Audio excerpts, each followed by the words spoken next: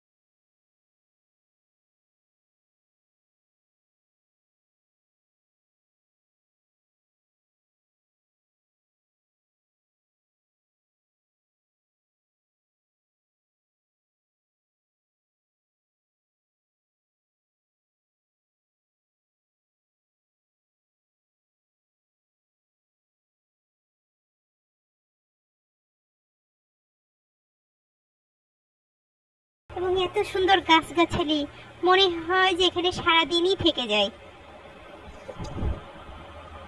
তারপরে যে আমরা দেখতে পেলাম সিংহ সিংহ কিভাবে গর্জন করছে। সিংহগুলো অনেকভাবে ধরে পায়চারি করছিল এবং গর্জন করছিল। আমরা তো প্রায় ভয় পেয়ে গিয়েছিলাম। হ্যাঁ বন্ধুরা, দেখো সিংহ কি করছে। এরপর আমরা দেখতে গেলাম রয়্যাল বেঙ্গল টাইগার, বাঘ। হ্যাঁ, আমরা বাঘ দেখতে যাচ্ছি। আমরা একটু পরেই বাঘ দেখব। বাঘের খাঁচার কাছেই আমরা চলে আসছি। হ্যাঁ, দেখা যাচ্ছে বাঘ। হ্যাঁ, একটা বাঘ খুব পায়চারি করছে। বাঘ খুঁজছে ও কিভাবে বের হবে। আশেপাশে মানুষ কথাবার্তা বলছে। হ্যাঁ, ওর খুব ইচ্ছা হচ্ছে বাইরে আসার জন্য।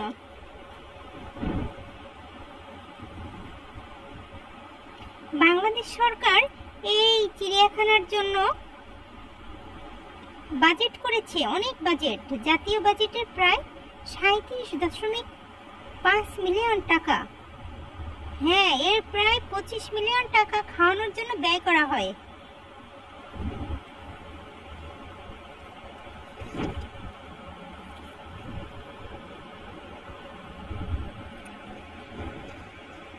এখন আমরা যাব একটু সিংহ দেখতে। হ্যাঁ দেখুন, সিংহটা কি সুন্দর করে হাঁটাহাঁটি করছে, সিংহ গর্জনও করছে।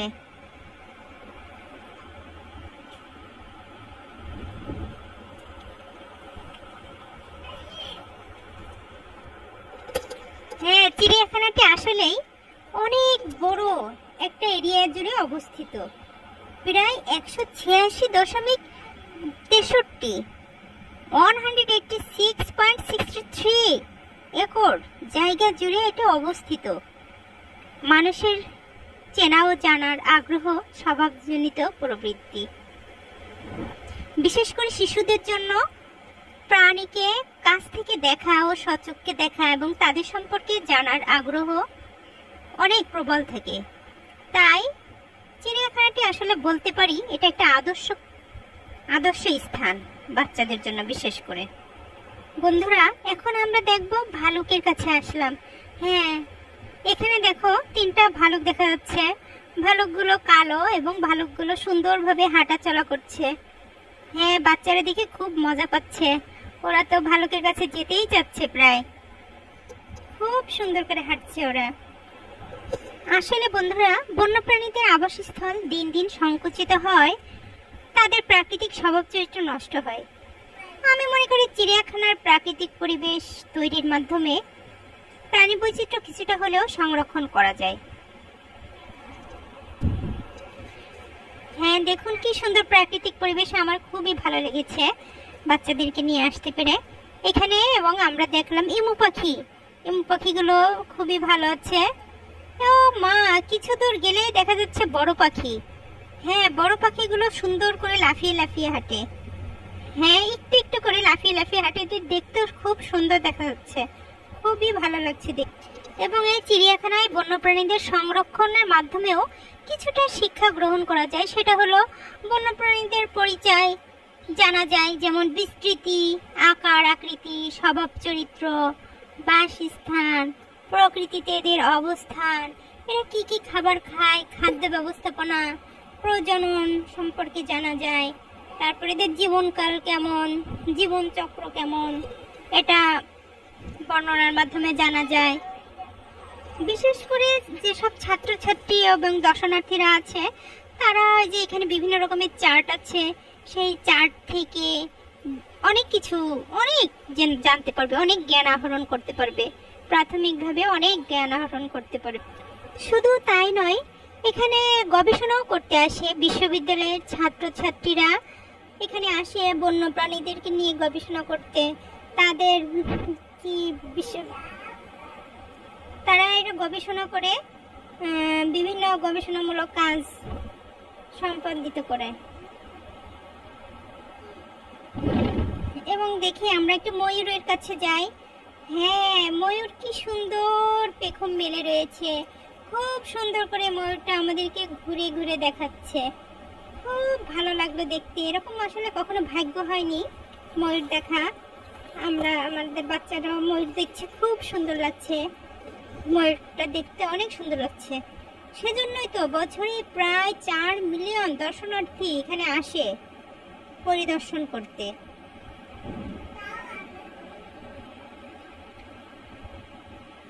হ্যাঁ, আমরা এখানে অনেক সুন্দর করে ময়ূর দেখছি। ময়ূরটা অনেক সময় ধরে পাখা মেলে আছে। Bangladesh National Zoo is located in the Mirpur section of Dhaka, the capital city of Bangladesh. The zoo contains many native and non-native animals and wildlife and hosts about 4 million visitors each year. On 5th February 2015, the name changed from Dhaka Zoo to Bangladesh National Zoo. There are 2,000 animals and land area is 186 acres, and its major exhibits are royal Bengal tigers, estuarine crocodile, emu, tapir, deer, zebra, giraffe, lion, etc. আর একটা কথা বন্ধুরা, প্রতি রবিবার চিড়িয়াখানাটা কিন্তু বন্ধ থাকে, কিন্তু শুক্রবার খোলা থাকে। শুক্রবার খোলা থাকে, এছাড়া কোনো যদি ছুটির দিন হয় সেদিনও খোলা থাকবে। যে কোনো দিনও আপনারা আসতে পারবেন। এবং এখানে আগে থেকে অনেক প্রাণী আমদানি করা হয়েছে এবং পরিবেশটাও আগে থেকে অনেক সুন্দর হয়েছে। একটু শিশু পার্কও আছে, তো আমাদের সময়ের অভাবে শিশু পার্কেও যাওয়া হয়নি। আমরা বন্ধুরা এখন ঢুকবো, এটা হলো কি এরিয়া, বানর এলাকা, বানর এরিয়া। এখানে পুরো এরিয়াটাই একটা এরিয়া সেপারেট করা হয়েছে, যেখানে খাঁচার ভিতর আমরা বানর দেখতে পাচ্ছি। এখানে বানররা খুব সুন্দর করে লাফালাফি করছে। হ্যাঁ, কিছু বানর কি খাচ্ছে, কলা খাচ্ছে, আপেল খাচ্ছে। কিছু বানর আবার লাফালাফিও করছে।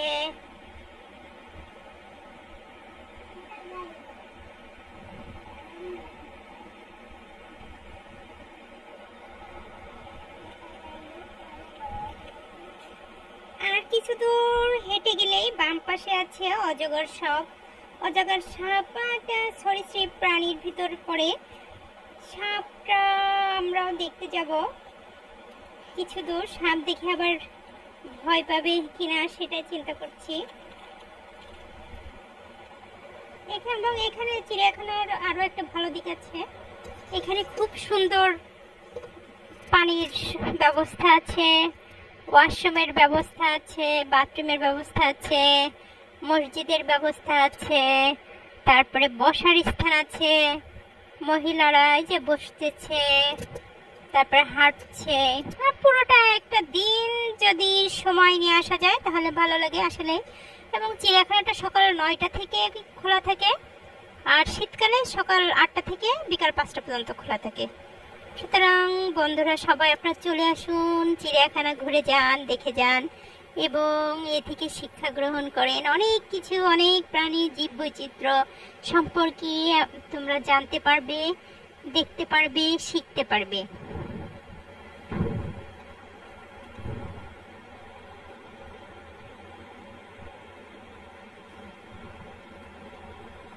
প্রথম যখন চিড়িয়াখানাটি প্রতিষ্ঠিত হয় সেটা হচ্ছে 1950 সালে প্রতিষ্ঠিত হয়। তখন এটা হাইকোর্ট চত্বরে ছিল বাংলাদেশের, এবং পরে এটাকে স্থানান্তরিত করে এই যে মিরপুরে, ঢাকার মিরপুরে নিয়ে আসা হয়েছে।